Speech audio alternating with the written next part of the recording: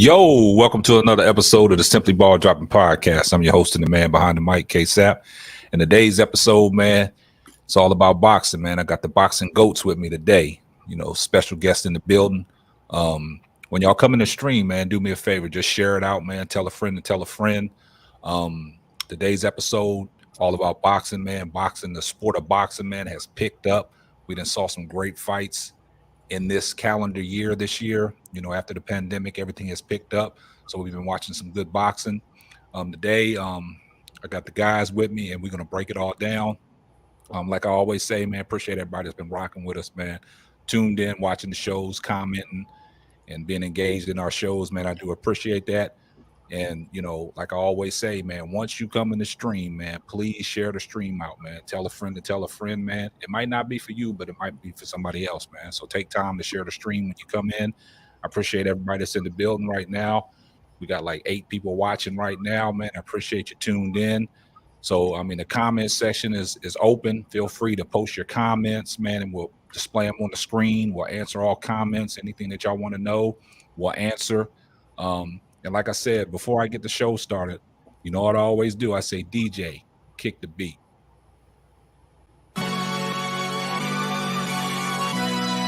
Yeah. Simply ball dropping.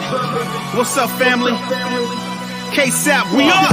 Ain't no stopping. I'm simply ball dropping like it's New Year's Eve, making you haters believe I'm the MVP. Ask Mr. V and R&B, they do all sports, whether it's on the field or the court, from the arena to the ring. What? You wanna swing? I rope a dope like Dwann on this boxing thing. That's a punchline. I'm the greatest of all time. Got something on your mind? Hit us up on the line. For that round table talk, ask B Hunt and Sheena and Ksapp too. For their views on our dudes, Marriage Chronicles for you lovers. Oh, I'm married to the game. The championships, the only time I wanna ring. Ksapp, the man behind the mic, check 1, 2. It ain't a rap until I say it's a rap. Just fall through, pull up, the hottest pod smoking. Yeah, I got you open. This freestyle brought to you by James Ford. Pay promotion. Yeah, simply ball dropping. You know what time it is. Pull up, chop it up with your family, man. Ksapp, what up?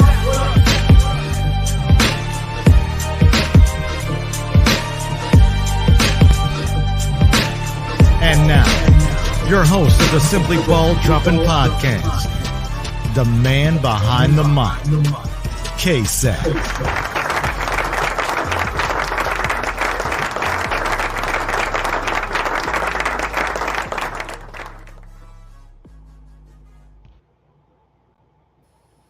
Yo, once again, man, I'd like to give a shout out to my man, James IV, man, for putting that intro together, man. So without further ado, man, we're going to get the party started, man. First off, this person don't need no introduction, man. He's been here plenty of times, man, talking boxing with me, man. Please welcome back to the set, Mr. Dwann Gee. Ksapp, thanks for having me back, brother. Congrats on the platform. Shout out to B Hunt and his wife. Shout out to Rob and Mr. V. The platform has really grown. Looking forward to chopping up with my cousins, Big G and Al.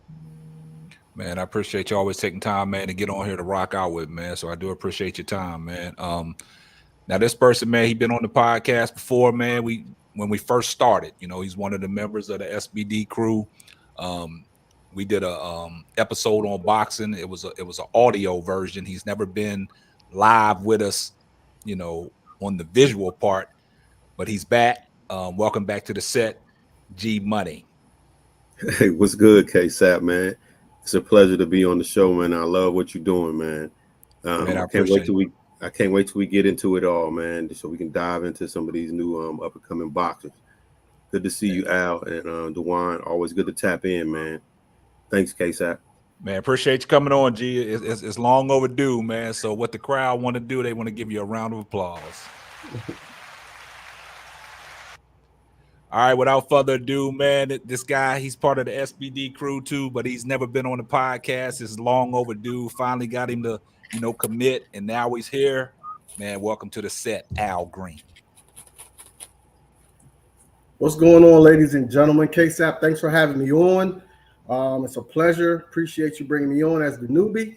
Thanks for that. Love to share the stage with Dwann, cuz, brother-in-law Larry, and friend, more like family, my man Ksapp. You're doing big things with the Simply Ball Dropping podcast. Anytime I get a chance to, I get on, shoot a couple questions at you guys, and just love chopping it up with you guys. So again, Ksapp, thanks for having me on. Man, I appreciate that, man. All right, man. Shout out to my panel that's coming in and rocking with me today. All right, so without further ado, we're gonna get off into it, man. And appreciate that. Once again, man, we back. Man, I love being here, man. I love the guys that's coming on, man. And like I said, I call us group the Boxing Goats, man, because we talk a lot of boxing from childhood all the way up, man. And we talk about a lot of stuff. But in boxing, man, it's been a good year so far, man. We done had some great fights, man. We just came off of the Tank Davis and Rolly Ramirez fight, man. Tank 6-round TKO stoppage knockout. We just watched Devin Haney and fight George Kambosos over in his hometown and dominated him. We just saw Jamel Charlo and Castano run it back for the light middleweight champion of the world. So he's unified. Jamel Charlo is unified champion. We just watched Shakur Stevenson and Oscar Valdez dominating performance. So there are some of the guys that we're going to be talking about today. And then, everybody wants to know about the Crawford and Spence fight. And we're going to get off into it. Keys to victory. If that fight happens, we'll get off into it. But first, we're going to start, I like to say we're going to start with the Devin Haney fight that we just watched, the Devin Haney and Kambosos fight. And I'm gonna get the guys' breakdown on that because I think we watched the fight together, and we're gonna start it off. And we're gonna start it off with Mr. Dwann, man. He's a big Devin Haney fan, man. I know he likes Devin Haney. We talk off camera, man. He says a lot of things about Devin Haney and things like that. But before we get off into that, I would like to always do something special for fighters that lose their lives. We had a South African boxer that lost his life in a fight before. So we want to give him the mandatory 8 count and give him salute.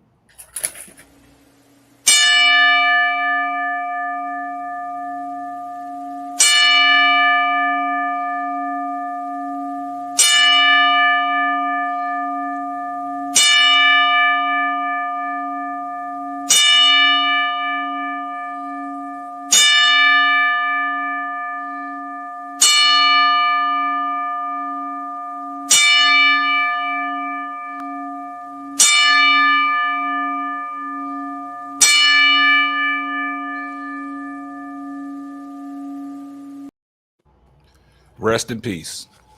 With that said, we're going to get back into it with the Devin Haney. Coming off the Devin Haney fight, man, we all think we watched it together. We chimed in, and I'm going to start off with Dwann. What did you see in that fight with Devin Haney and Kambosos? I saw a young fighter that believed in his talents. I saw a young fighter that went against the mold, didn't talk about how much money he had to make. He took a pay cut. He believed in himself. He signed a contract that, really was a gag against him, a mandatory fight, mandatory rematch.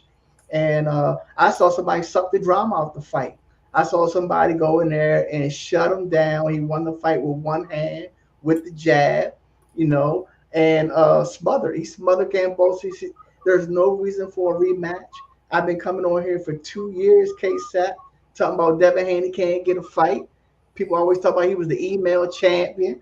Right, most female champion, but everybody forget that the reason why he got the WBC regular belt is because he was the mandatory for Lomar. Lomar didn't want the fight. They created a franchise champion out of nowhere, and so they could sidestep Devin Haney. You cannot sidestep Devin Haney in the 135-pound division no more. Plain and simple. That's what I saw. 120, 108. Yeah, I mean, it was a complete shutout from what I saw, too. He dominated with the jab, but, the email champion, they've been floating around for the longest, man. Everybody says that. All the boxers, even some of the commentators, they piggyback off that email champion. But they see everything but let's fight. Exactly. But, like we always say, man, we don't know what the contract disputes are. We don't know what the snags are. So, coming into it, You know, that was a great breakdown of Devin Haney.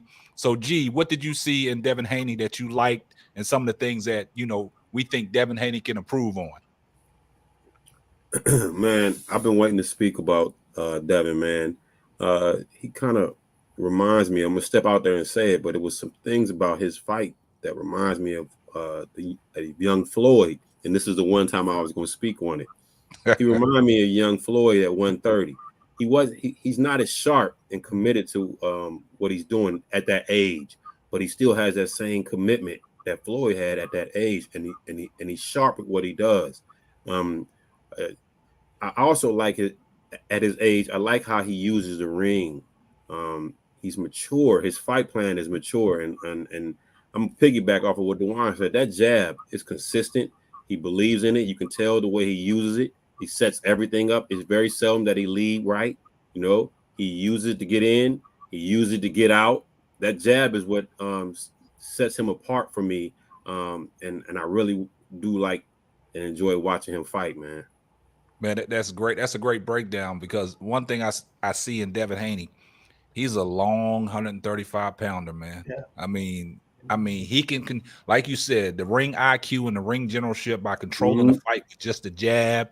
Like you said, G, he knew how to get in and get out. I think he exposed Kambosos to a point where Kambosos was frustrated because he didn't know what to do. He couldn't hit him. I mean, Devin was getting in and out, but like I was telling you guys when I was watching the fight, like Warren said, he sucked the whole drama out of it, man. Kambosos really didn't have an answer. He only had a plan A. He didn't have a plan B. So once plan A went out the window, it was nothing he could do. But Devin Haney controlled that fight with one hand.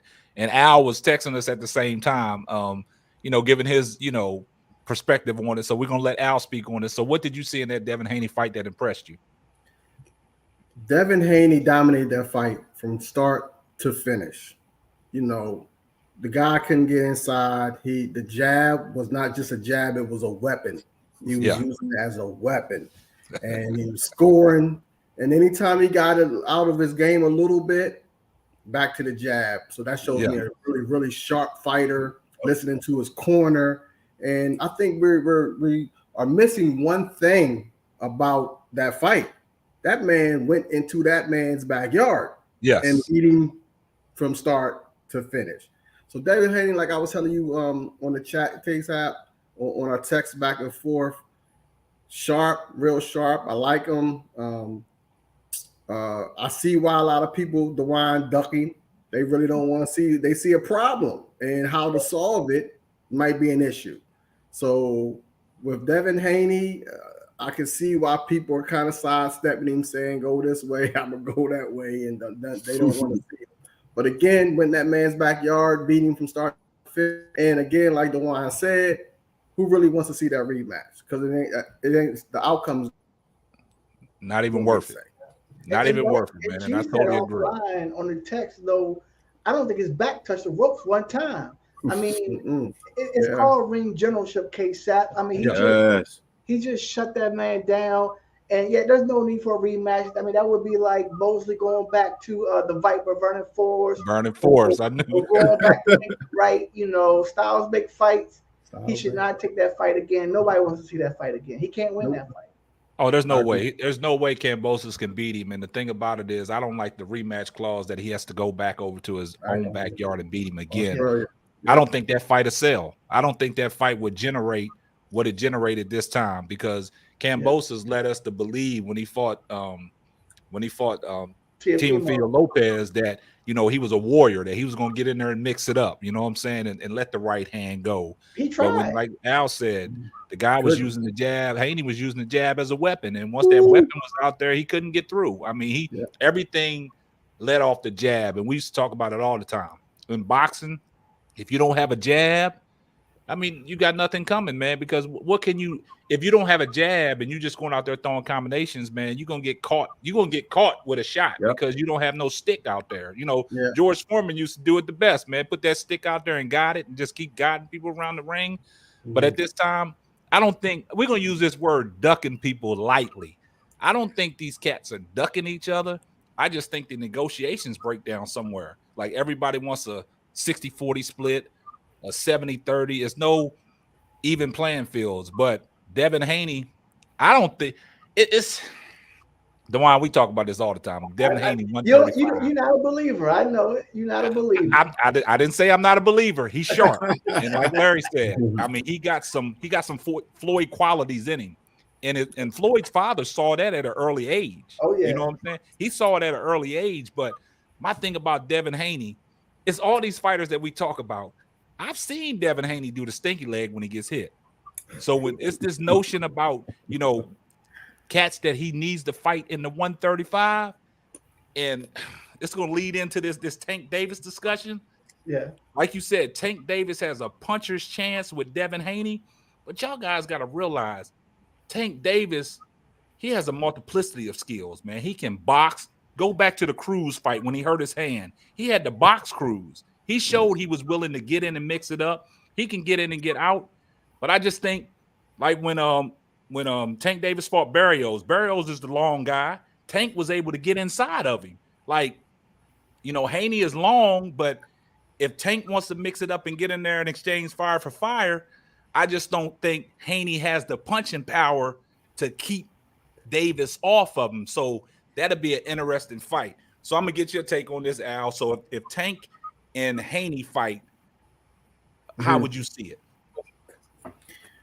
That'll be a tough one. I see Haney, if he can control the fight, but can he elude the power? Can he elude that big shot? Will be my take on that. Can he elude that big shot? When that big shot comes and he catches him, will he be able to get back up, or will he, but I can see where Haney can control that fight and frustrate you. He's long. He got that reach. He has a great jab. He's sharp. Like G said, he don't put his back against the ropes. So I can see it going either way, really. Either way, I wouldn't want to pick that one, But if I had to pick it, I might go with Tank with the power, just because it's so random. It comes from anywhere. It comes from everywhere. So exactly. That'd be my take on that, Tank. But again, it's a hard one to pick. It's a very, very hard one to pick. And the only reason why I say that, Al, I totally piggyback on what you're saying, but the reason why I say Tank, I will go with Tank, because when he fought Leo Santa Cruz is a long 135er itself. And what Tank was able to do to get in there, and Leo Santa Cruz, now he hits. It ain't the same as 130, but Juan, 126. That was. But I'm just saying, Juan, he's still long. Yeah, he is. But don't see, we got to stop this notion by saying these guys are too small and too big, man. Some of these guys, they beat 126 pounder. We talking about 135. But I'm just saying he's long. He's still long. I'm trying to give the analysis between him and Haney. Haney is a long 135. Santa Cruz is long too. He hits hard. But the way Tank was able to get inside of him and mix it up and then get him up on the ropes and with the uppercut. And like Al said, it's that power, because you've seen it too, Juan. We was watching the fight at the same time when Haney did the stinky leg. He got touched, and if it wasn't toward the end of the round, I think he would have knocked Haney out. Yeah, against Linares. Yeah, exactly. He wobbled back. So if like we asked Al, and so Larry, so what do you think if that fight would ever happen? How do you see it would play out? Haney and Tank. Yes. So I'm a fan of both of those guys. I like both of them, what they do. Absolutely. I respect them. I lean towards Haney. I'm one of those guys. I'm not certain. I can't say for certain that Tank has been in the ring with somebody that's committed and not going to chase him like a zombie. You know what I'm saying? A lot of those, just my observation, a lot of his knockouts have came with guys that are literally they're trying to walk him down, and that's easy to pot shot. If you a knockout and you got that one hitter, you can time a dude real quick, man, and end it if they're making it that easy. Haney's committed to a jab, but he don't want to end fight. So that means, in my opinion, the fight could definitely go past 7 rounds. It's going to go past 7, and at that time, boxing towards a puncher, watching those guys, I'd have Haney up after 7. That's going to change things behind a jab, and a guy that doesn't he don't want to really mix it up, but he ain't gonna let you get in and try to do him dirty. Yeah. So I have a unanimous decision. Haney. Oh wow. I mean, I'm glad that you said that, because you said after 7 you would have Haney up, but I'm gonna take the words out of Dwann's mouth when you got to dare to be great. Now, Tank Davis, if that's the case, he's gonna have to dare to be great. And if he, like Tank Davis always says, he always tries to feel somebody's punching power before he starts walking them down. Now, if, like you said, if Haney's controlling the fight and he's hitting him, and Tank says, okay, this is all he got, then he can march in, put his foot on the gas pedal, and he can start coming in, and then we'll see what Haney is really made of. Because like Juan said, the last fight, Haney never put his backs on the ropes. So if Tank is going to press forward knowing that, okay, it's getting desperation time, I got to dare to be great, something can happen. Something can happen, because, I mean, Tank, he just don't hit hard with the left hand. He hits hard with the right hand. He got a sharp uppercut. Now, Tank's got boxing skills, too. He got a lot of ring IQ and a lot of ring generalship, too. He knows how to cut the ring off. But like Larry said, a lot of guys that get knocked out fighting Tank because they start chasing him. And he hits you with one of them counters, and it's Kirkatola. It's night. So Dwann, I know you eager to say your taste on this. And you surprise you, Ksapp. No, you ain't gonna surprise me, because you already said it. So I'm gonna let you go ahead and take away. I'm gonna quote your boy Floyd. There's a difference between being talented and God gifted. Tank's power is God gifted. Every time they get close, if they fight, I'm gonna hold my breath, because I'm rooting for Haney. But every time they get close, I'm gonna hold my breath, because it can end at any moment with Tank, right? I see a fight like G where I think Haney can dominate that fight. He could be winning all 11 rounds in 2 minutes and lose that fight against Tank. And that's what kind of scares me about that fight for Devin Haney. But I see a young man that believes in his talent. I see a young man who has the skills to suck the drama out the fight, to frustrate a Tank. I was very suspect on Tank, because I'm always suspect against knockout artists who got 10, 15 knockouts against cab drivers and construction workers and shit, and they never been tested. But the Ksapp Cruz fight, when he hurt his hand, he had to actually box in the end of that round, and Tank showed me something in that fight. In the Romero fight, which Romero looked like a bodybuilder out there. He don't even look like a boxer. He looked like a robot, right?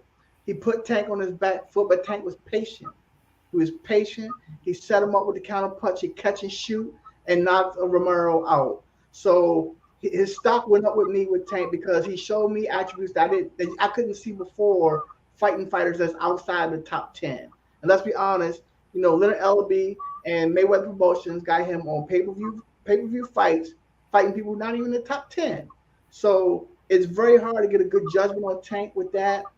I'm going to go with Haney just because I'm a Haney fan. I've been rooting for the Cowboys for 20 years. We've been losing. I'm sticking to my guns. I think Haney can suck the drama out of the fight. But again, every time they get close, I'm going to hold my breath, Ksapp, because it can end at any moment. Yeah, I mean, that's one thing about, the guys, them lower weight classes, man. A lot of them got a lot of power, man. And Tank is one of them, man. And I'm not saying that, Haney doesn't have power, but Larry used to always say this in high school. It's not the quality, it's the quantity. The quantity is going to catch up with you. But in this instance, I don't think that Haney's quality will catch up with Tank if they fight. I just think, like you said, Juan, if they get close, you got to hold your breath, because you don't know if Tank going to unload on one of them uppercuts. Because sometimes I see when Haney comes in on that jab, and you always said, Juan, you got your chin over your feet, and you get caught with one of them uppercuts, then what? Yeah. But so we seen Floyd go in there against big punchers like Corrales. I thought Corrales was going to be a dangerous fight for Floyd. He made it look easy. I thought Trinidad was going to be a dangerous fight for B-Hop. He made it look easy. The thing is, with people who got it, if he has to rely on the knockout to win, I mean, it just makes me suspect. You know, you got to have more than that. He did show me more than that in the Ksapp Cruz fight. Like I say, he showed me he had some boxing skills, which I wasn't able to assess before. I just favor Haney, man. I think he can literally suck the drama out of the fight, make it a boring fight, and nobody want to see it again. Everybody talk I don't think Tank is gonna let him make it a boring fight, though. The Pacquiao Mayweather fight, I thought Pacquiao had all the attributes to make Mayweather fight him, and you know, I fell asleep. I wasted my money going to Vegas for that fight. But listen, the thing about Pacquiao, if you notice, Pacquiao has always had trouble with guys that were skillful. If you look at the Eric Morales fight, Eric Morales dominated Pacquiao. Yeah. The guys that are skillful, Pacquiao always had trouble with him. Yeah. Always had trouble with him. That was before he had a right hand, though. He didn't really have a right hand at that time. The guys that are skillful, he had trouble with. And I'm going to go back and I'm going to give you a prime example. I hate to say this. After that, though. I know, but I hate to say this. When he fought Timothy Bradley at that time was a skillful fighter, right? Yeah. He beat Pacquiao. They gave him the fight because he was having trouble with the guys that have ring IQ and ring generalship, and they also have skills. So you put him in there with a Mayweather. Not one time did I ever think that Pacquiao was going to beat Mayweather. And this notion that he had nothing. But the thing about the notion was Pacquiao moving all the way up in weight. They were saying, "Oh, Pacquiao, if Mayweather wins, Mayweather just too big for Pacquiao." I don't want to hear all that. So that leads into what I'm gonna say on this, because Dwann, you talk about this all the time, and this is the guy that you think that can beat Devin Haney. We're gonna talk about Shakur Stevenson. You know, coming up in the ranks. Shakur Stevenson is sharp. The last fight that he had with Oscar Valdez dominated him, showed him that he could box, he can get in there and rough and tough it. So I'm gonna start off with you, G, with Shakur Stevenson. What is the shot that Shakur Stevenson would have if he would move up in weight class and get one of these fights? Now, listen to me, man. I actually like Shakur more than I like Devin Haney and Tank. I'm a fan of Shakur Stevenson. Me too. Yeah, I am. I really am. He's like a Tito Trinidad at a lighter weight to me. He really knows how to use the ring. He's a boxer. He knows how to use his punches. He gets in, he gets out. I'd like to see him get a shot at Tank before Devin. That's just my take on it, man. I think he should be on that plateau next up for Tank. Yeah, that would be a more exciting fight. I think that would be the more exciting fight, the Haney and the Shakur Stevenson. Like Dwann said, you don't want somebody to come in there and suck the drama out, but skills match. They both are skillful. And in this fight, somebody got to take a chance. So if they do fight, I think that we would have some fireworks. You know what I'm saying? But I just think that Shakur, if he moves up, I think he has a little bit more punching power than Devin Haney. And we ain't never seen Shakur really get hit, so we don't know how he's going to respond to a punch. That's like Devin Haney. The fights before that, you never saw Devin Haney really get hit. His defense is sharp. And like you said, G, a young Floyd Mayweather. You know what I'm saying? Never really getting hit. But when he do get hit, that leg kind of does the 1-2 step. So I'm just thinking, like, you know, with Shakur Stevenson, it would be a difficult fight. So Dwann, if Shakur Stevenson and Devin Haney would ever, you know, face off, give me a breakdown of that one. I can't say anything more than G just said, man. I think I kind of favor Devin Haney in each of those fights except for against Shakur Stevenson. I think Shakur could win the fight on the cards. He could win the fight by knockout against Devin Haney. He got bored. You know, he's a big boy, Devin Haney. He's a southpaw. He can lay on top of Devin's jab. He can neutralize that jab with his boxing skills. I'm a huge Shakur Stevenson fan. I was fortunate enough to be there live for the Oscar Valdez fight in Vegas with my dad and my sister. Shout out to the Mexican fans, the best boxing fans in the world in Vegas. They was deep. I can't say more than what G said, man. Shakur Stevenson is the future of boxing, and I picked Devin Haney against anybody except for Shakur Stevenson. Wow. Wow. So Al, piggybacking off of that, man, what's your take? My take is Ksapp, man. I'm a big time Shakur fan, and I think he can give it to you both ways. He can give you the power, he can give you the boxing skills, he can beat you up on points, or he can put you to sleep. So with that being said, the weight factor is a big thing, and I want to touch one more thing on Tank. One more thing about Tank, and I don't know if you guys witnessed this during the fight, his last fight with what's his name, Roddy. Rolly Ramirez. Sorry, with Rolly. Did you guys witness? Was Tank locked in that fight? He was looking over at his mom on the big screen. He was. It just seemed like it was a little off to me. He was talking to Ryan Garcia. Ryan Garcia was talking junk to him. So yeah, but Ksapp, I don't even think he was listening to his trainers at times, and that I was a little unsettled by that. I don't see he was just a little off. I'm not gonna say that's normally him, but he was a little off in that fight. I can understand where you're coming from, because I think going into that fight, man, I think Tank was, looking at old buddy as a clown, a clown show. You know what I'm saying? I don't think he had no respect for him, but he knew he had punching power. Because if you notice in all the interviews and all that stuff that Ramirez was talking, it just was crazy. But if you go to look at some of Ramirez's workouts, really wasn't no boxing skills there. It was all about the power on who is stronger. He said, I'm the hardest puncher ever in boxing. Like, that's all he was focused on. And Tank was telling him, all y'all focused on is power. Y'all ain't focusing on no skill sets or nothing. Rolly really don't have skills, but right now, Rolly talked himself into that fight. Yeah, definitely. So definitely. Fight by How just did talking. Rolly get a pay-per-view fight, man? Exactly. Ellaby is ripping us off. Hey, that's what Mayweather Promotions do, man. You know what I'm saying?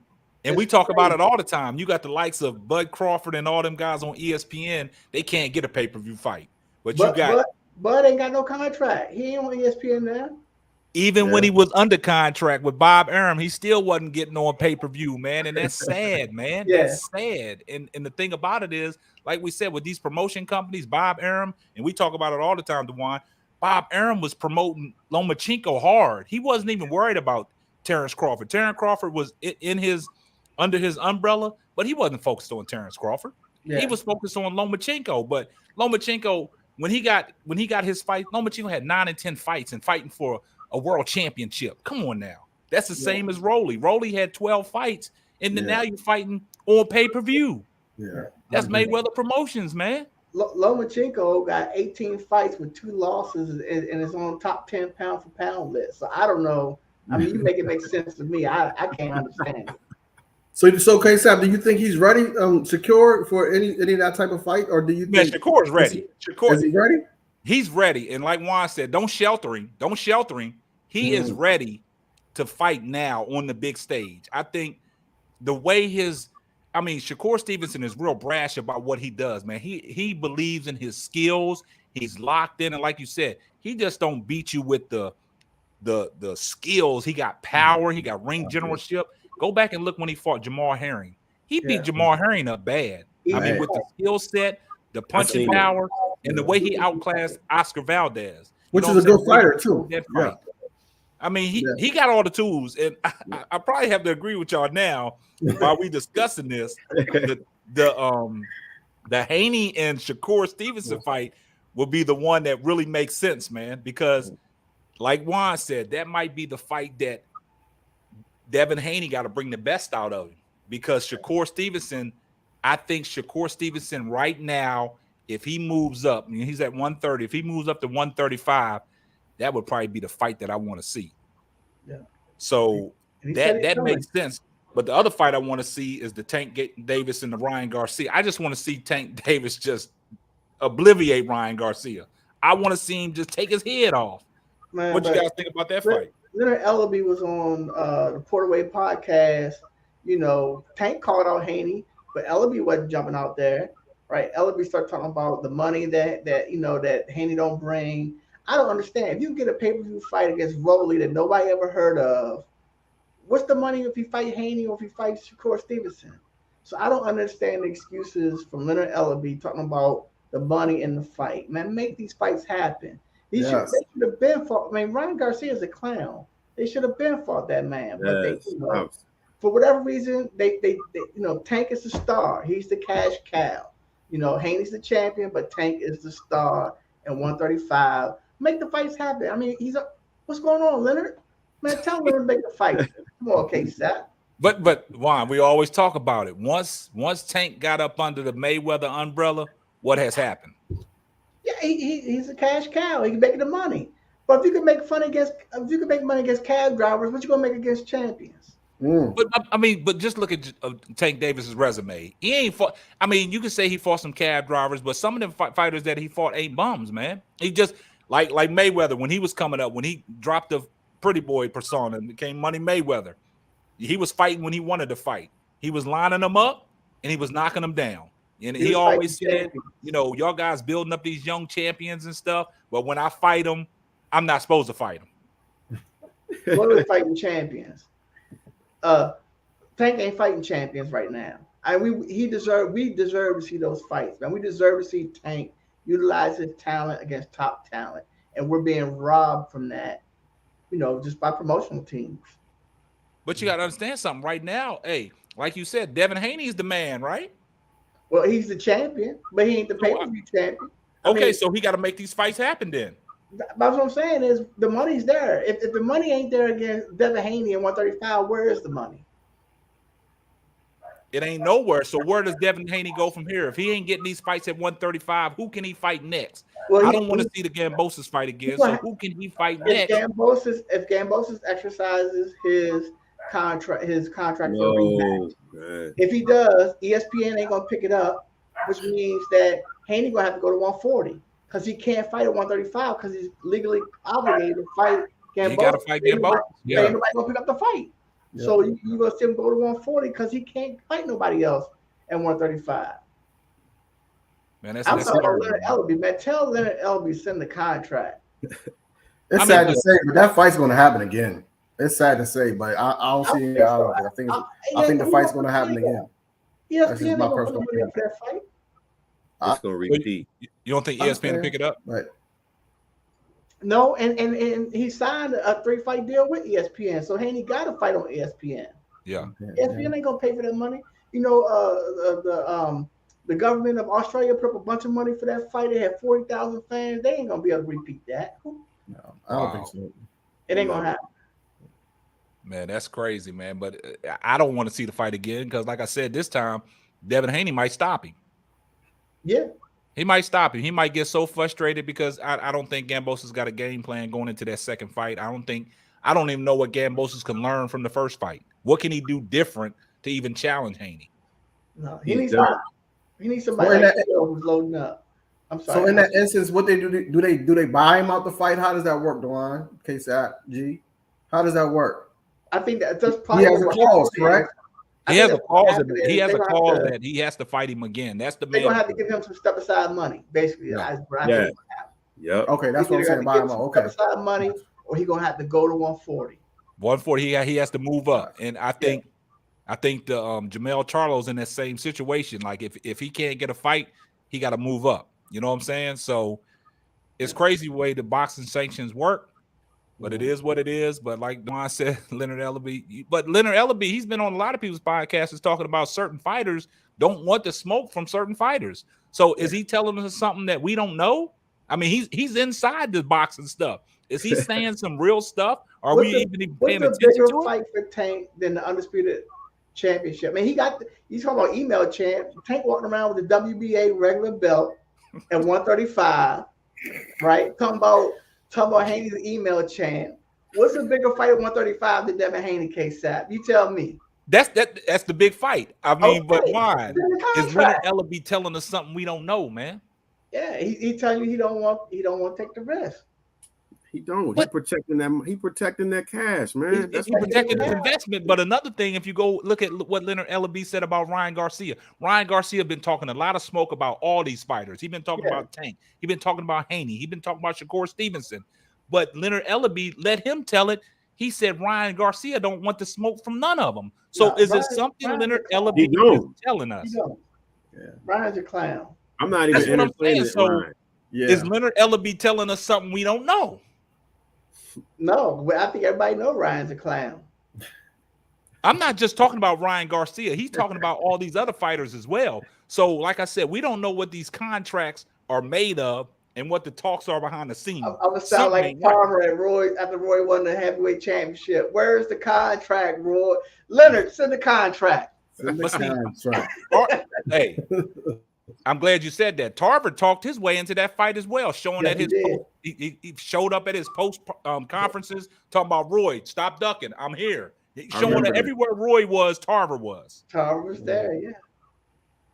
So, I mean, you can't have it both ways, man. You can't have it both ways. So, like Slappy said, boxing is a business, man. But I think Leonard Ellaby, start paying attention to what Leonard Ellaby's saying, man. He's saying some things that we ain't listening what to, he ain't man. saying. Huh? Pay attention to what he ain't saying. There's a lot of things that he's not saying, man. So I know what he is here, man. Got to pay some bills, and when we come back, we're gonna get off into the meats and potatoes on everything that everybody has come to, hear us say. So we're gonna take a small break, and I'm gonna go ahead and run my ad and give a shout out to my sponsor.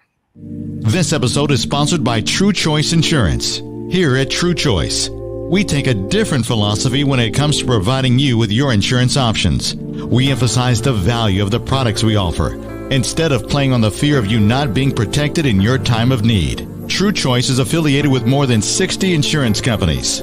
This makes us one of the most independent agencies in the state of Texas.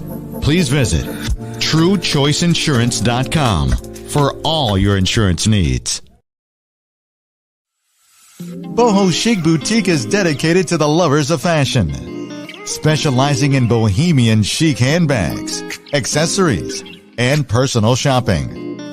Visit Boho Chic Boutique at bohochictx.com. BOHOCHICTX.com. Be Pressin'. Customize and press is what we do.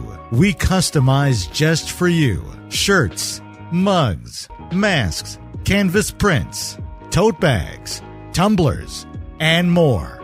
Our goal is to bless, satisfy, and put a smile in your heart and on your face. All right, and we back in, man. Yeah, True Choice Insurance, man. For all your insurance needs, man, go check out my boy Brian Kelly over there at True Choice. Also, Boho Chic Boutique.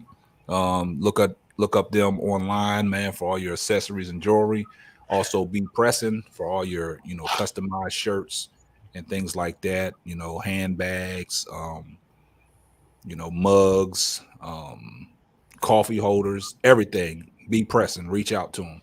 So at this time, man, in this show, it's a lot of, like I said, we talked about a lot of boxing. There's a lot of things that's coming up, but the main focus here is the Terrence Crawford and the Errol Spence fight. Is it gonna happen? And if it does happen, these are keys to victory. So with that said, man, this is the fight that everybody wants to see, man. Everybody wants to see Errol man down, strap season Spence against Bud Crawford. I'm gonna let Al start this off, man. Because Al is a big Bud fan, man. I've been hearing it for years, man. And let's see what it is, man. First off, is the fight gonna happen? Skeptical, Ksapp, and that's sad. That's very sad. Skeptical, don't know if it's gonna go. But the crazy part of that, everybody wants to see it. It'd be the biggest fight for a long time that we had in a long time. But again, everybody wants to see it. 38-0, 28-0, somebody's old, got to go, Yep. So I would love to see it. And don't get me wrong, I if I had to choose, I would choose Bud. Me and Ksapp talked about it. But the thing about it is, I'm not going to dismiss Spence. He can fight. You know what I mean? He's a great fighter. So I'm not going to just say that and say, well, he's going to dominate the fight. No, I believe that at the end of the fight, Bud would be pronounced winner. And so so let me ask you this, Al. I can see you say at the end of the fight. Yeah. Does it go the distance? or somebody getting knocked out? I'm gonna say people get knocked down. I'm not gonna say out. I'm gonna say knockdowns, 10-8 rounds. Okay. And I think that's going to be the difference in the fight. And the one thing that I love about Bud, man, and you guys know, Bud's the one thing I love. I'm gonna tell you one thing I love, and then I'm gonna tell you one thing that I do not like, and then I'm gonna pass it. But the one thing I do like when Bud get hit, it seems like it turns a light on in it. He takes a shot, and okay, now let's I fight. give you that. You know what I mean? And he say, okay, I got touched. Now I'm ready. Now I'm ready to buckle down. Now I got to put my chin strap on, and we got to go. And then the one thing that I would say that I don't like about Bud, he starts slow. And that's the one thing that's going to get him in trouble with this Spence fight is if he starts too slow. When I say slow, I mean he's 2-3 rounds before he really get going. He can't do that with this fight. He cannot do that. He can do one round maybe, but he cannot do that with this fight. And again, I love Spence technical stuff, but I love Bud's power even more. And that's why I would choose Bud over Spence. Hey, Al, I can't be mad at your breakdown, man. I mean, that was respectable. And I see G laughing, and I just want to see if G remembers some of the things that he said about Bud. So I'm going to let G go ahead and give his breakdown. But first off, G, will the fight happen? Man, same thing, man. Sad. Unfortunately, this world runs on money like crazy, cash cows and businesses. And boxing is a business, man. And you get like 5 or 6 dudes that are handling these fighters. It's a sad thing because you end up seeing those fighters fight real fights every year, almost every 2 years. You know what I mean? They don't get these guys in the ring. It's the money breakdown, the size of the ring, the gloves, all these things have to be met. And it's a bunch of ego stuff that runs boxing now, man. Instead of just letting those fighters get in there and fight, you got these guys behind the panel that run things, and we miss out on those fights. I'm hopeful, man. Yeah, so with that being said, if it does happen, give me your breakdown. Okay. So listen, man. I'm gonna break down Terrence first, man. He's a very skilled fighter. He surprised me. He showed me some things because for a while I started watching him box. I started thinking that him backing up the majority of the fight was something that was the other fighter was doing to him, but it's how he fights. He can set you up. He's instinctive. He has the ability to set you up with good shots that you don't see coming. Those type of fighters are dangerous. They're dangerous when they can do that. He's in shape. He's in shape for the long haul. I think his ring generalship reminds me of a bit of Ray Leonard minus the hand speed. I don't think you don't put them together like that, like Ray. And that's not a shot at Bud. He's built for the late rounds, and he really knows how to box and win from the outside. That's my positives of him. Things I think he need to work on. The number one, he gets behind in fights trying to figure out the serum to win. He's found a way out of those situations using his boxing skills, as you know. But the more danger, the most dangerous fighters, you ain't gonna have that time to do that. I question his chin, as he doesn't really like to sit down and commit on punches in the trenches. He won't mix it up long. He don't stay in there. And a questionable opponents. Amir Khan. I wasn't impressed with that one. Sean Porter, he's another pursuer. That's my guy. I love him. He's a winner. I like him outside the ring. I like everything about Sean, but he's another person that is a pursuer, and that fits right into what Bud wants. Yeah. And moving on to that's some of the things I think that Bud needs to work on. With Errol, that's my guy. I think he's a chameleon boxer puncher. He has a little bit of a haggler effect when he's ready to go. Once he gets going, he has a haggler effect that I haven't seen in the ring in a long time. He has old school fighters. He goes to the body immediately when he sees you bleeding. I don't mean bleeding, physically bleeding, but you're running. And if you're hurt, he goes to the body immediately. He listens to his corner as a student. He can adapt to any style real well. His opponents, Mikey Garcia, Danny Garcia, questionable opponent, Van Herden. He was a guy that he just beat up on the old man in the ring, man. Yeah. The negatives, I question his ring awareness in the trenches. His exchanges are like Hagler. And although I've only seen Danny Garcia win an exchange with him, because he wins most of them, he doesn't get hit when he's in the pursuit to turn it up. Also, he can sometimes be one-dimensional in his skill set. He has to be told when it's time to switch it up by his corner. That's some of the things I think he needs to work on. With the win, I have the keys to victory for Errol to choose the rough, ugly fight, but be smart and protect yourself.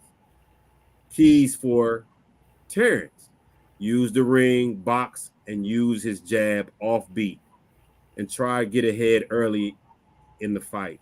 Winner: Errol Spence by technical knockout in the 11th round. Overwhelming presence for the long haul. Man, hey, wow. G, you said that so eloquently, man. You see me back there. I was back there, Al. I saw you smiling, man. But it was some things that G said that is facts, man. Al said a lot of facts too, and y'all both said this about Crawford, man. It's the slow starts, but I'm gonna save my piece for last. Dwann, you back there itching because when G was speaking, he had you tuned in, man. You was listening. So Dwann, man, how can you piggyback off of that? Well, G kind of brought me up in boxing, man. He schooled me to the game, back in the early 90s. So I look up to G and his knowledge. First of all, I would say that fight fans can't lose. I don't have this LeBron versus Michael mindset. I'm a fan of both fighters. I want to see both of them do well. I just hope we want to see the fight again. I don't want to see a fight like we saw with De La Hoya and Trinidad. I want to see like a Leonard and Hearns type of fight. A fight that we hopefully we'll see 2-3. It might trilogy is what I'd like to see. The word for me, Ksapp, is intangibles, because I favor Crawford in the fight, but honestly, I can't tell you why I favor Crawford in the fight, because Spence has more paths to victory. G said it, Al said it. I know you're gonna say it. Crawford starts slow. I've come on your podcast for 2 years now, asking the same question for everybody that goes to fight Spence. What do they do about the jab? I can't answer that question for you, Ksapp, because we saw Ugas try to slip on the inside of the southpaw jab, and he was just exposed with the uppercut. I mean, Ugas was literally jumping in the air off those body shots, and then one of them clipped up in his eye, and we saw what happened. You said many times, no one's going to outwork Errol Spence. So I don't know what he does with the jab. Distance is your first defense, but I don't think you can win a fight starting slow and backing up. But so, and G mentioned the body shot. The Earl reminds me of the Hawk, Julian Jackson, going to the body. But something Al said kind of triggered me too. When Crawford gets clipped, the dog comes out of him, and I'm gonna throw another Hawk out there, Aaron Pryor. The Hawk, Aaron Pryor, didn't have the best of skills, but he was stopping people out there, and it's just intangibles. I can't answer you what he does about that damn jab, and that's bothering me in this fight. So I'm going to go with Crawford. I think Crawford has to win by knockout. I don't think he can win a decision. I've never seen Spence outclassed. Now, I brought this up before. We have a childhood friend, Charlie Mook. I've never seen Charlie outclassed on the basketball court. I see guys who are good at one level and you take them to a different level and they don't show up. But Mook, I've never seen him outclassed on the basketball court. I've never seen Spence outclassed. I've never seen anybody take him out his fight game. I've never seen somebody make him do something that he didn't want to do. I've never seen Spence react to a feint. Somebody to make him question whether or not he should keep coming forward. So that's why I say the words intangibles. I can't put my finger on why I favor Crawford. I do favor the ambidextrous style. I just favor Crawford. I can't explain why. I just do. I just hope we all get to see a great fight. I just don't want to see anybody get hurt, seriously hurt. Never see anybody get seriously hurt. But I want to see a fight we want to see again. I want people to be clamoring for a rematch. Mm-hmm. I don't want to see a complete shutout. Like we saw with Jones against Tony, or any of those type of fights. Man, I totally agree, man. All y'all's points, man, is spot on, man. It's hard to even it's hard to even pick, really. I like both guys, you know what I'm saying? But y'all know I'm a detail. I'm an Earl Spence dude, man. Strap season, man. Damn. And I mean, it's keys. I mean, me and Dwann have did a lot of boxing podcasts, and Larry, you had chimed in one time, and it's up on the screen. It's noted in the video clip. When the video clip runs, we got your comment, G, and you said, "Does Crawford let his hands go enough?" Yeah. You know what I'm saying? I remember yes. That's key to me, because Dwann, even before we touched on Earl Spence coming into the Porter fight and the way Porter fights, I told you that Earl is not going to let nobody outwork him. Yeah. His work output is tremendous. And Al, you made a key point. Crawford can't be down on the scorecards after 4 rounds. He got to get in there and get busy, because, say it again, like you said, Juan, in that case, then Crawford got to dare to be great. And that bodes right up to what Spence wants to do. And like Larry said, he made one key point. I don't know if y'all was listening, about Earl's awareness. Sometimes Earl, his awareness, it kind of be like, damn, Earl, what are you doing? Just like if you look at the you guys fight, the mouthpiece gets knocked out. Yeah. Why are you looking for your mouthpiece? Now you're getting suspect to get bombed on, which he did. Yeah. And if it wasn't for Earl bouncing off the ropes and the ref coming in to stop, but that was on you guys. You guys should have just kept firing away until the ref stopped it. But you guys took a step back. But my keys to victory is Earl is not going to let Crawford outwork him. And if y'all notice, all the fights that Crawford has had in that orthodox style, he gets hit a lot. It's not until he changes to the southpaw stance until he starts to come on. So what fighter are we going to see? We're going to see an orthodox Crawford, or are we going to see a southpaw Crawford?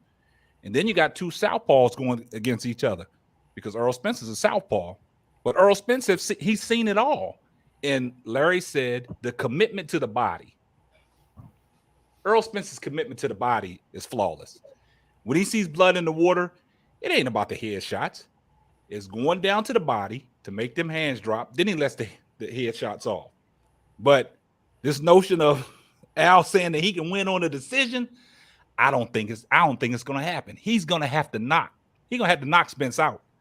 I don't think he wins on a decision. Okay, well, hold on. As we're saying that, though, Ksapp, as we're saying that, one thing that each of us has not said, can Earl knock out Bud? No one mentioned that, but we all know Bud, the ultimate equalizer in boxing is power. Exactly. Bud has it. Okay, I got a question for you, Al. Mm-hmm. When you seen Terrence Crawford get hit, what's them legs do?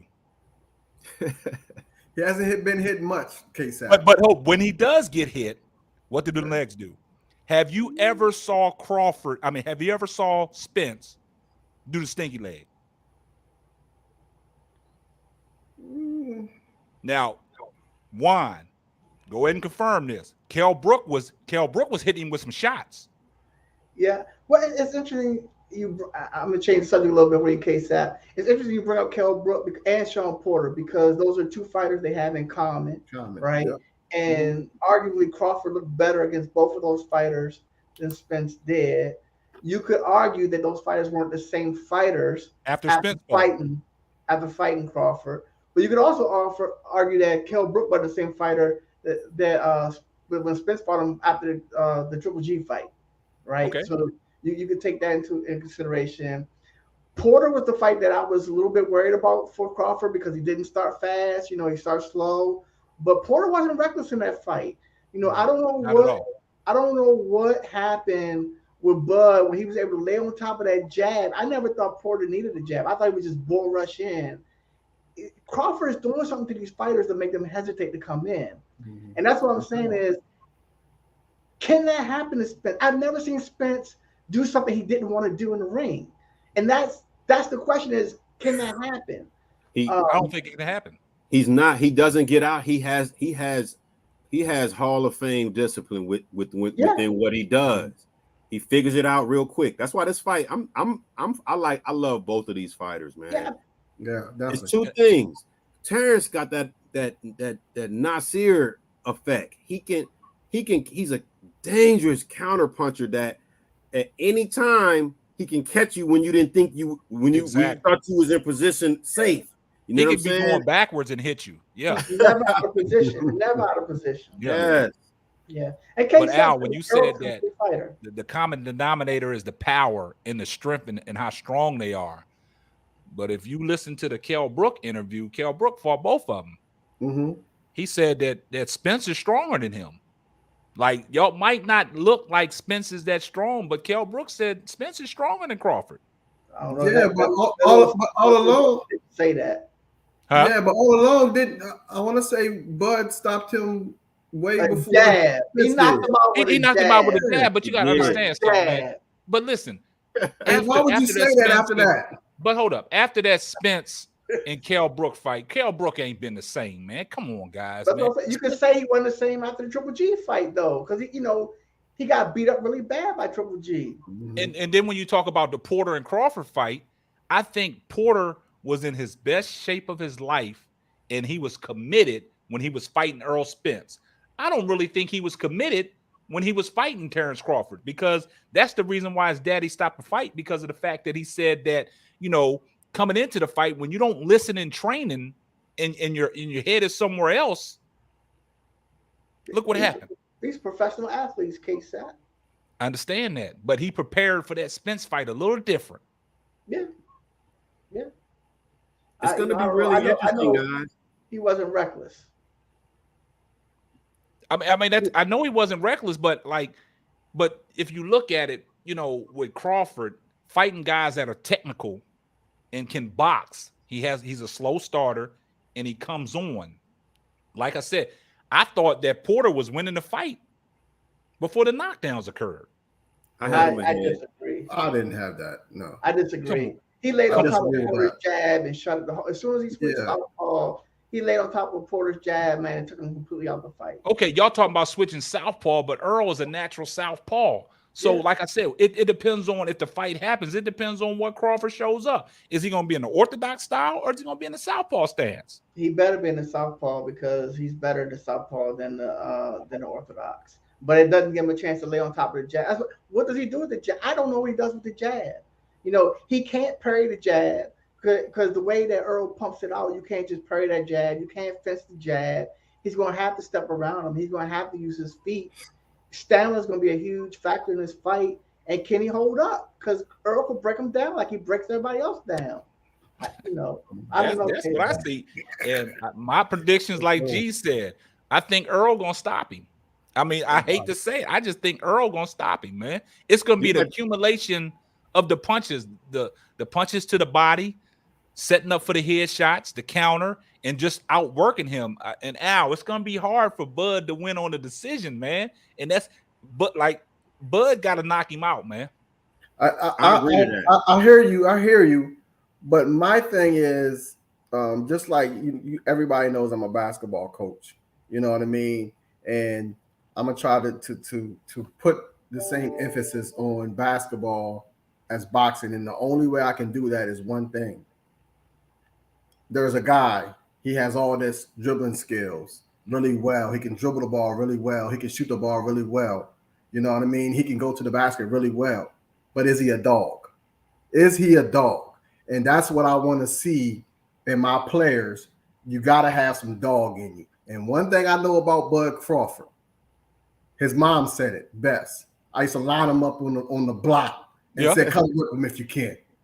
Come whip him if you can. That's a dog right there. I know for a fact that's a dog, and he's going to be a dog once he gets hit. He's slow starting out. I'll say it again, but once he gets hit, I know he's going to be a dog. And that's why I'm leaning. Spencer's a dog too. Spencer's a dog too. And the question, like Rob said, like the quality of the opponents. Okay, they're about the same. Crawford is a dog, but who has he been hit by? Yeah, they're about the same. I think they're about the same. Yeah, they're about the same. So the quality of opponents, like if you line it up, you look at Crawford's resume and Spencer's resume, line them up. I think the fight's about the same. You know, they both fought Brook. They both fought Porter. You know, I think you could say Danny Garcia was a better opponent than what's the guy Regis Purgis. Yeah. Mm-hmm. So, you know, we'll see. I like to see some of these new fighters in 147, man. I like to see, you know, Boza Ennis get a fight. I like to see Victor Ortiz, Virgil Ortiz, get some fights. I like to see some of this young blood come up and get some of these fights. I think both Spence and Crawford head to 154 real soon. But it's this notion, man. Look, Bud Crawford coming all the way up from he started at 135. Yeah. Moved up to 140 to 147. Earl started out at 147. He's naturally the big man. I know Earl's probably walking around about 168, 170. You know what I'm saying? Because I know it was a time before the car accident that Earl, him and Adrian Bronner both had a gut on him. I know they was setting up there about 168, 170. You know what I'm saying? And Crawford, this notion of Crawford moving up to fight Jamel Charlo, like you got to take care of business down there in the welterweight before you even move up. So that's why, you know, these negotiations, that's why I'm skeptical, because the only thing that Bud is really talking about, he's getting in a rift with the Charlo twins, man. Let's focus on getting this fight done with Earl Spence, man. And then whatever happens after that, then you can go up, man. But we want to see the Spence and Crawford fight, man. Yeah.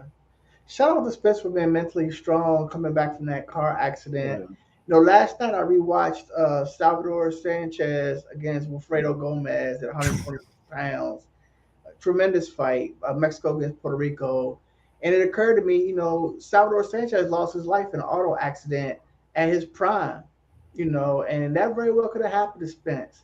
And it says a lot about Spence's mental fortitude to be able to come back and be at the top of the game. Yeah. I mean, in his last fight against Ugas, he looked tremendous. A shout out to you and Mrs. Ksapp for the Southern hospitality in D-Town. Come to see that fight live or, you know, at the show with you. You know, boxing is a mental game. It's way more than physical. Neither one of them have a loss. Neither one of them think they're going to lose. It's a tremendous fight. It's a tremendous fight. Man, I just hope it happens, man. But like we all skeptical, man. I mean, we all skeptical because, and the reason why I got skeptical is the Floyd Mayweather comments, man. Yeah, it's like they know what's on the back end, and Mayweather talking about it ain't gonna happen. So I don't know, fellas. Boxing fans want to see it. We all want to see it, regardless of who we think. We want to know. Yes, we want to know. We want to know. You got two guys.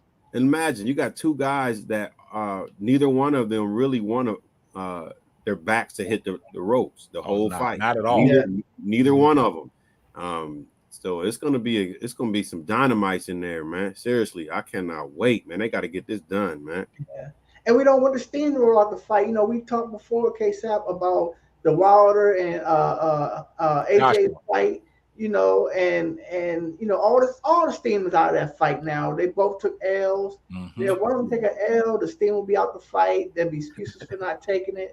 You know, I want to see the fight happen now. They don't need no more interims. Ain't no more contract issues. Ain't no more you know, network issues. Just make the fight happen. And you know, I'm gonna add something to it too, man. Just sitting there listening and like we all kind of dialoguing about these two dudes fighting. You know, they both have their own style, and then what we choose to like in their styles is what's pushing our decision on what we think is gonna happen. You know what I'm saying? Yeah. Yes. But honestly, both of their styles are super exciting. You got Terrence, who a dude that really don't want to. He ain't scared, but he really don't want to mix it up until you fuck up. You know what I'm saying? You don't want the whole time. But then you got Spence that's just trying to break your will from the get. From the get, man. This got to happen, man. And like Al said, man, Spence don't really get Crawford really don't get activated until he get touched. Yeah, that's that air fire. Yeah. You know, and shout out to Rob. I mean, the only way we won't see a rematch, man, is if one of them just dominate the fight. Right. Yeah. You know, if it's just completely lopsided, we won't see it.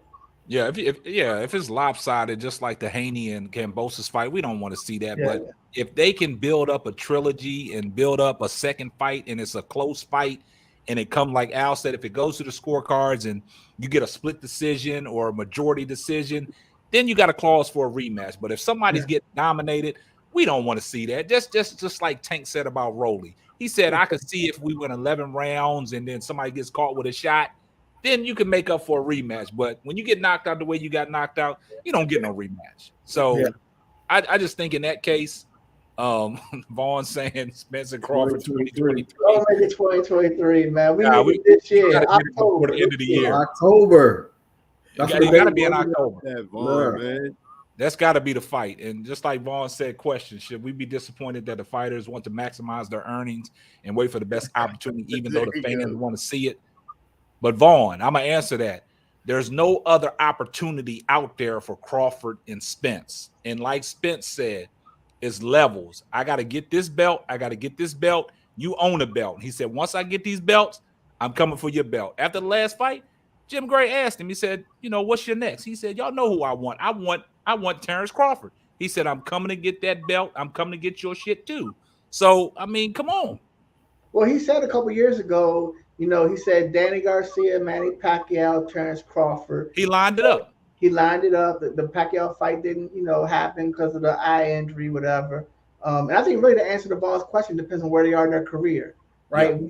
You know, both fighters are established. They don't need to sacrifice anything. The money should be there. We just need to see the fight. Yeah. And Rob said, who has the flaws to get knocked out? Whoa. Yeah, I don't know. That's a good question. Neither. Because Spence don't want to hit a quitter. Spence is a wear you down fighter. Yeah. I'm gonna be a little bit transparent in this and listen to this. So that's a good question Rob asked. I did say though in my breakdown that out of the two, Spence he every now and then he get caught when he's in the trenches. He'll get caught, but it don't hurt him. He just walk right through it. Walk right through it. He does, but you can't do that all the time. And I'm only addressing what Rob said. Those I don't see Terrence get caught like that because of his style. Not like that. Yeah. Spence gets caught. I've seen it several times. I've seen Danny sit down and catch him because of that. I'm only speaking. I'm not saying that that's going to play a part. I'm just speaking to what Rob said. If I had to pick a person who had the most flaws to get to lose, it might be Spence, even though I have him winning. It's tricky, Larry. I agree with what you're saying. I've seen times where Earl would get in there and mix it up. He'd get caught with a shot, but it don't phase him. He just walks right through it. You know what I'm saying? And the thing about Crawford don't like to get in there and mix it up with you. He wants to control the ring and the distance on his own ownership. He don't get in there and mix it up. And like somebody said, I want Spence to make this an ugly fight for Crawford. I want to see if he can. I want to see what else Crawford has in him. You know what I'm saying? Like Al said, it's going to take Crawford to get hit before he gets started. But I want to see, because I've seen people bring the best out of Earl Spence. I want to see what else Crawford has to offer. What does he have in his tool bag? Because I know that Spence has a lot in his tool bag. And they had this notion of when he fought Mikey Garcia that he beat Mikey Garcia because he was too big for Mikey Garcia. No, he beat Mikey Garcia off of his skill set. They said he wasn't able to box. He went in there and boxed Mikey Garcia for 12 rounds. They said, well, why come you didn't knock him out? He said, because a lot of people said I couldn't box. I wanted to show the world that I could box. He got a lot of tools in his tool bag. Yeah, easy fight. He was a complete fighter. I agree with that. But we got to see this fight, man. We got to see this fight, man. And before we wrap it up, man, is there anything else you guys would like to touch on, man, before we wrap it up? I just want to ask you guys, and we don't even have the dialogue in here. I just want to know, do you guys respect the Charlo brothers? I respect Jamal, but Jamel, Yep, I'm the same, Kareem. He just rubs me the wrong way, man. I respect Jamel's skills. I respect the skills, but it's something he does in his post game, the way he talks, it just irritates me. But Jamal, I like Jamal. He's Which one has a fight coming up soon? Jamal. It just got canceled. He got hurt in training. Oh, okay, that's right. Oh, okay. wow. Yeah. It's some big fights out there for Jamal. It's some big ones, and I got a lot of them that I hope they mix it up with him, man. I hope they show him some love, man. Larry, my answer to your question is insecurity is loud, confidence is quiet. Those guys are always coming up with these trilogies. The truth, man. I agree with the one. Talkers. I never been They always mad. They talk. They always mad. Yeah. So real quick before we get out of here, I want to ask y'all one question. If Spence moves up, if Crawford moves up to 154 and he gets that Jamel Charlo fight, just you ain't got to dive into it. Just who wins that fight? Woo! Crawford by knockout inside of 8. Easy fight. Wow. Easy fight. Easy fight? Easy fight. Al, you look stunned on that one. Yeah, because that's a lot of weight for him, I think. That's moving up a lot. But again, I'm really not impressed with the Charlo. So I agree with Dwann. But hey, that fight will remind me of Canelo fighting Bivol. Moving up and biting off a little bit more than you can chew. It's a lot. Bivol, it wasn't just that. Bivol outboxed Canelo. Bivol controlled distance against Canelo. He was tagging Canelo up. And Canelo was smart not taking that rematch. He didn't exercise that rematch clause for a reason, and it wasn't because he was too big. He was getting teed off on. He offset everything Canelo tried to do. So I think Jamel could do that with Crawford. I think 154 is the limit. I think Al is right about the weight. We said before he should go to 160, but at 154, I think Charlo relies so much on his jab. He can lay on top of that jab. He doesn't fight well going backwards. We saw that in his last fight. He eats a lot of clean right hands. His mouth was open after the 4th round. Yeah. Knockout by 8. Man, hey, that's why I call y'all the boxing goats, man. And a lot of people chimed in, man. Shout out to D-Ray James, man. He told us, man, we talented, man. We supposed to be on ESPN. We have a lot of knowledge, man. So I appreciate that. Hashtag salute, man. Appreciate all your comments, man. I appreciate everybody that was watching, man. We had 32 people in here watching us today, man. So I appreciate that. And like I said, man, if you don't catch the full episode live, I will post a link so you can go back and review it on YouTube, man. And you can still post your comments and we'll get back to it. So I do appreciate everybody that tuned in, man. And it's always a pleasure, man. So you guys got anything else to say before we wrap it up? Yeah, man. Ksapp, like I said, thanks for the invite, man. Stay healthy. It's good to see your face, man, and hear your voice from time to time. I like chopping it up with you and all the fellas, man, all the time, man. And I appreciate you, man. You pray for me, I pray for you. Man, got you, man. Appreciate them kind words, G. And Al, is there anything you want to say? Yeah, Ksapp, really do appreciate you having me on, man. I'm a newbie, my first time, but I think won't be my last time. And the reason why I say that, if the fight does happen, we got to do it one more time a week before. Yes. A week before to reiterate our points. Yes. And then we'll be texting each other again while the fight's going on. So, again, Ksapp, I appreciate you. G, appreciate you. Dwann, appreciate you.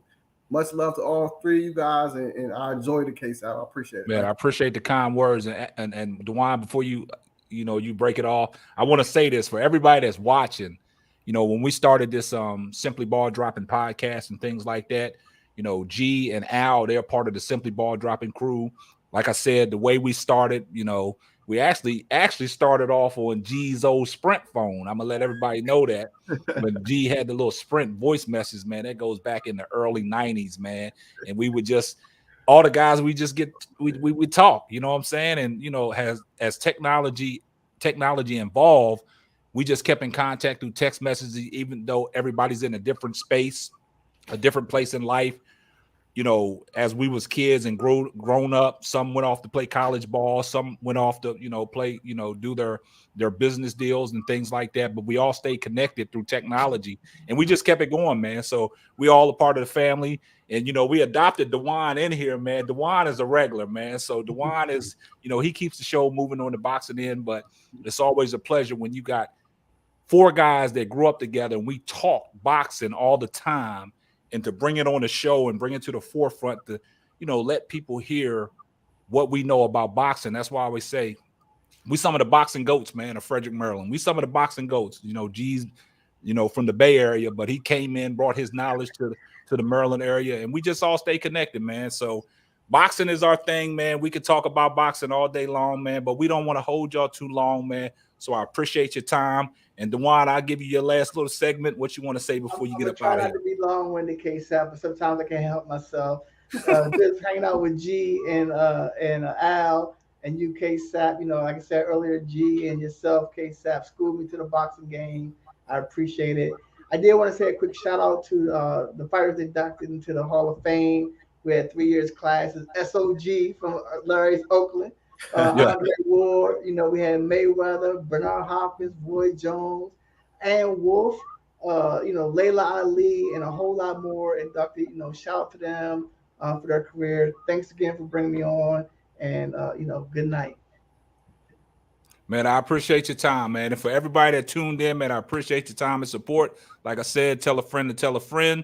And we ain't going to hold you no longer. So that'll going to wrap up another episode of the Simply Ball Dropping podcast. I'm the host and the man behind the mic, Ksapp. Appreciate your time, Al. Appreciate your time, G. Appreciate your time, Dwann.